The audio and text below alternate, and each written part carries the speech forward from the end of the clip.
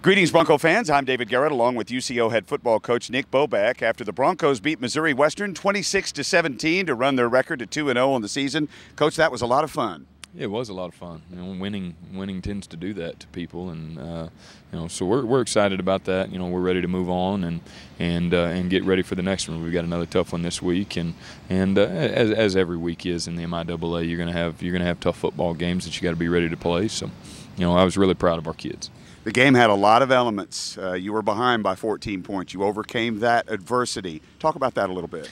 Yeah, and that's probably the thing that I'm the most proud of with our kids. And last year we've talked about it a little bit. I'm not so sure that we dig ourselves out of that hole last year. We had some adversity. We had two missed field goals and a blocked field goal, and the adversity when it hits, is not necessarily what happens, it's how do you react. And I think that's a strong character football team that's able to respond and react in a positive manner to what happened the other night. And we didn't necessarily play very well, and we're going to have mistakes like that with a young football team, but we've got to continue to grow, and hopefully it'll continue to get cleaner and cleaner and cleaner. And as you play better football teams week in and week out, they're going to improve too. So our progress needs to speed up a little bit and clean everything up, and I think we'll be in good shape.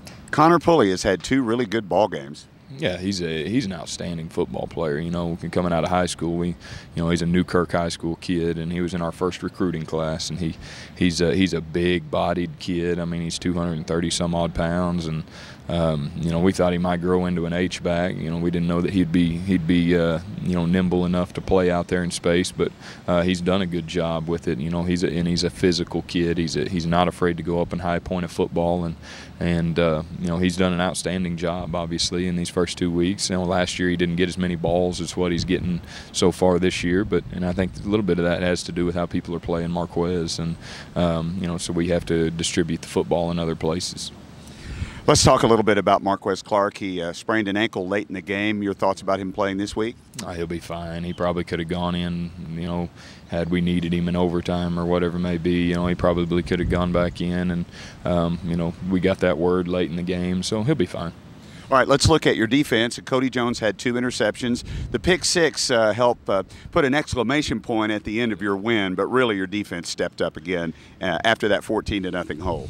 Yeah, and we put our defensive football team in some tough situations. We had an interception early, and we didn't compete very hard on that football play at the wide receiver position, and it should have been just like a long punt, but it wasn't. And and then we missed a field goal and put them in positive situation, and they had a little bit of momentum, and but we responded, and being down 14-0, and our kids responded and continued to play. And Connor Pulley made the big play on the wheel route, and then Cody Jones makes a big interception and puts us inside the 5. Obviously, we're disappointed about not scoring that football, but scoring a touchdown there, something that we've got to continue to work on. Is we're kicking too many field goals, and we've got to score touchdowns, and that's something that was a point of emphasis for us last throughout the spring and throughout this camp. So we've got to continue to work. Obviously, we've got work to do there, and we've got to clean some stuff up so we're scoring more touchdowns. I mean, last week, if you score touchdowns, you got 42 points instead of 26, and it's the same case this week.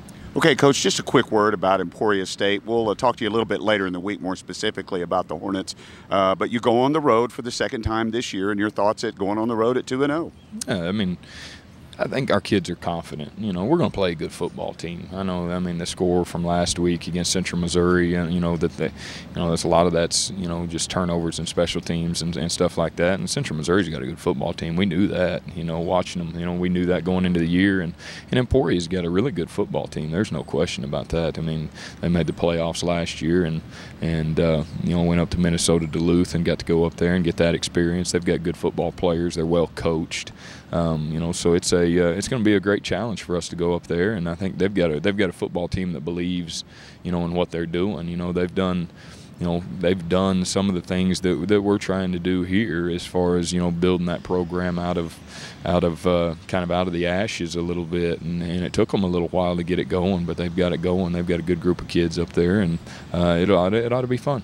Coach, it's fun for reporters, for fans alike. Congratulations to you and your team. I know you have a long way to go, but 2-0 sure is fun. Yeah, it feels good, and you know you have something to build with, you know, and it makes the kids believe in what you're saying, and makes them feel good about what they're doing as well. And you know the crowd participation the other night was unbelievable. We haven't seen that at UCO in a long time, and you know, and that makes the kids feel good, and then that there's support. There's a little bit of a buzz around our campus and so forth. So, you know, I feel good about our kids, and we feel good about what we're doing. We just have to continue to grow.